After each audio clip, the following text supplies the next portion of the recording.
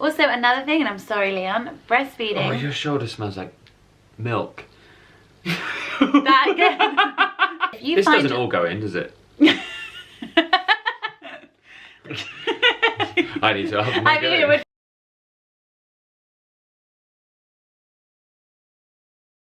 Hey guys, and welcome back to my channel. I'm joined by my husband. He thought he was getting sex, but actually we're going to talk about postpartum sex. Okay. So today's video we're going to be talking about the things that we were most worried about, our expectations, tips and tricks to get back into having a healthy sex life. Why you're not really fancying it, maybe. Why you maybe don't feel like it. And we're also going to talk about this thing, which, to be giant fair, green sperm. it looks a lot like why we've ended up with a baby, to be honest. But this is the Elvie. We're going to talk about that at the end. And get comfy, because it's going to get sexy. So first up, let's talk worries. Now, obviously from my side, there is the big worry that my vagina is different. It's going to be huge. He's going to just slip straight out of it. It's not going to feel the same anymore.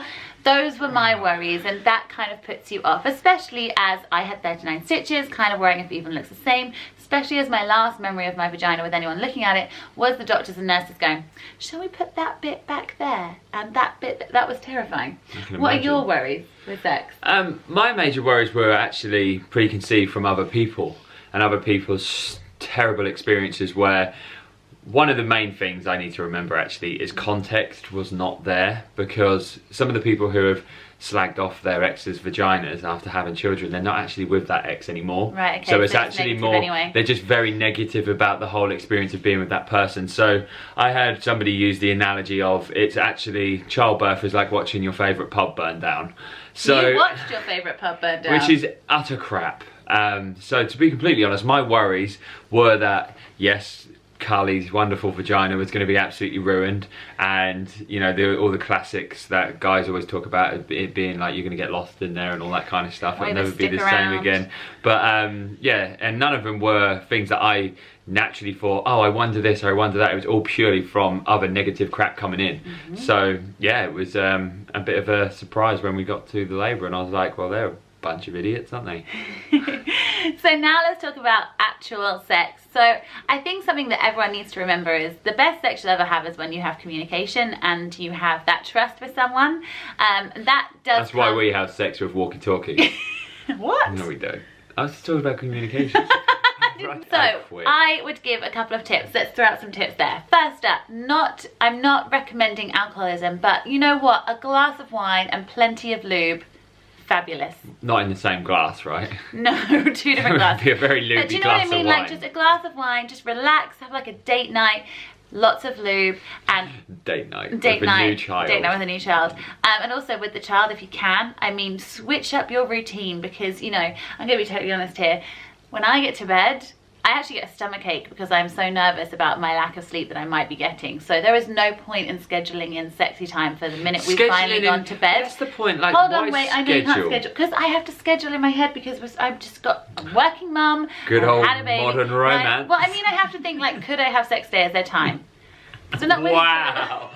Cool, wow. Let me see if I fit into your day, darling wife. I just mean that, you know, if we wait, and I'm sure you guys are the same, if we wait until Jax is asleep and it's like 10:30 and we get into bed, the chances are I am going to be out like that because I'm shattered, and you are as well.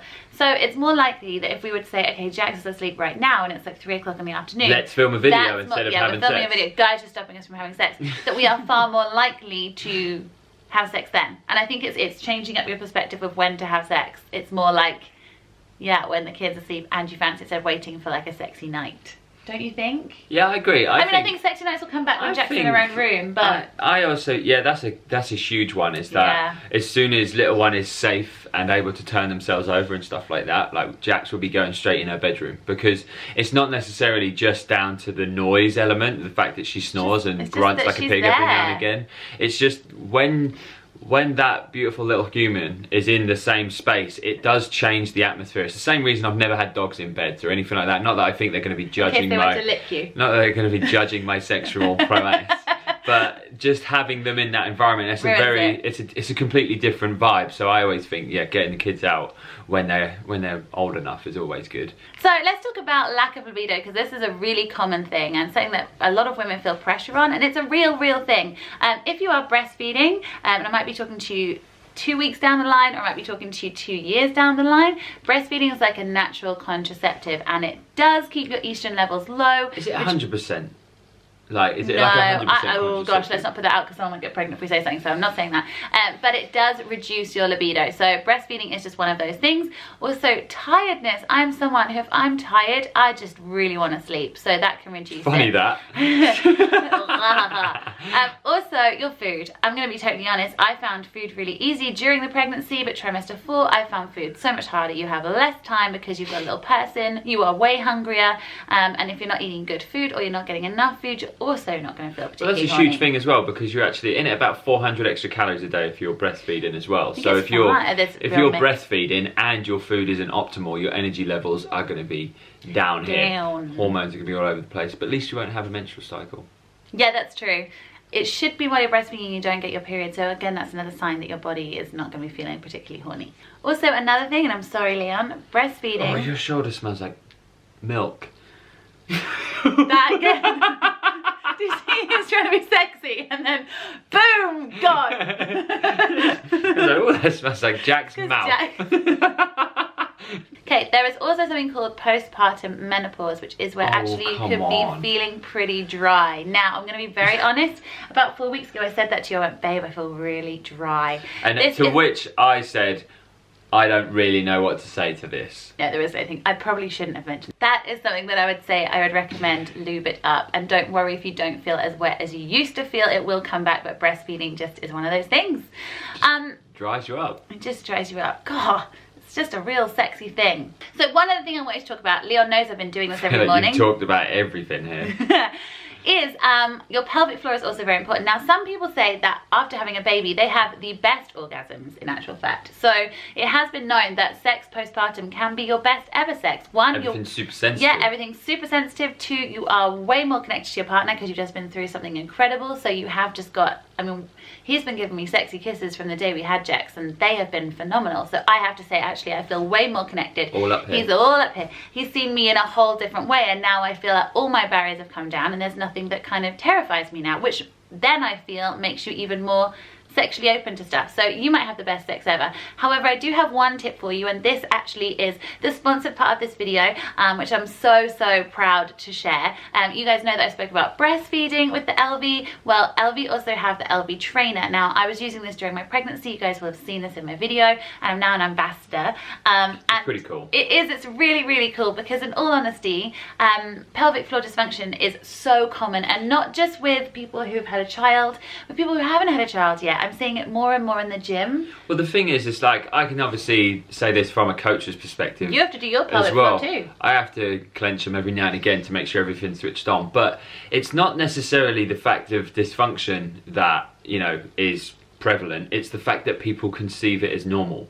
So in the gym, people, when they're doing skipping and stuff like that, having a little bit of pee coming out and stuff like that, and when they're doing lifts and all that kind of stuff, they're like, oh yeah, I kind of peed myself a little bit in the session today, and it's like, that's not a normal occurrence. No. And it's starting to, I think the main thing with things like this that you're using is changing that conception that it's actually a normal thing, because it really isn't, and it shouldn't really be something we're worrying about at, you know, 30, 31 years old for a start. This doesn't all go in, does it?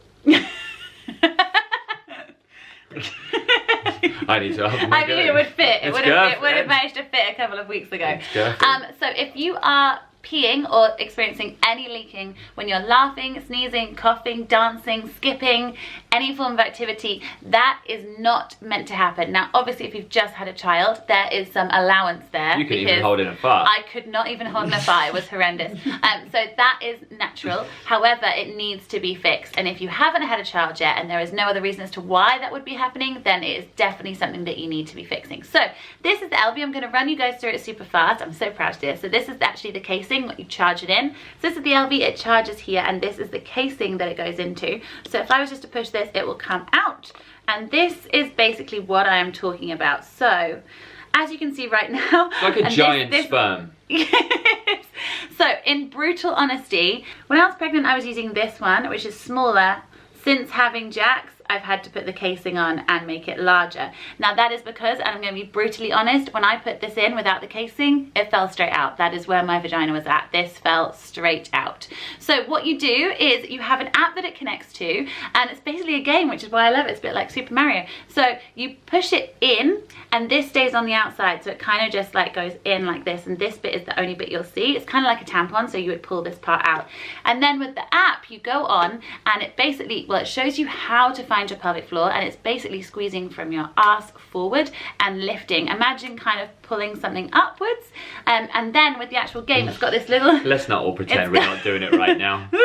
Everybody watching this video just suddenly went, eyes gaze, oh okay, yeah, cool. And then with the actual game, what you do is there's a diamond and you are basically trying to move the diamond, make it hit things, pulse, but basically what is happening during the, I think it's like 5 or 6 games, you are effectively squeezing your pelvic floor, and you're doing it in short bursts, long bursts, quick and fast bursts, and all of it is testing it. And over the period of time that you use it, you will notice a huge increase in the way that you can hold your pelvic floor and hopefully diminish any leakage. Now, I used it while I was pregnant and basically found it so easy by the end. It was fantastic. I then stopped for the 6 weeks after having Jack, started it again last week, and already the difference is huge. It's no longer falling out, which is amazing. And I can now hold it for 50 seconds, which is pretty damn good. It was 10 seconds when I first started.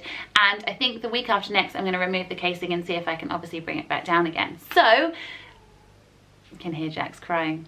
So we're going to finish this video here, but because I really want all of you guys to give this a go, and obviously you can do it without the trainer. However, I thought I had a really good pelvic floor until I got the trainer and realized actually just how much of it I wasn't using. And so I have got a 20% discount code, which is just Carly20. I know loads of you have already got one already, and so it's so exciting. So I can't wait to see your snaps.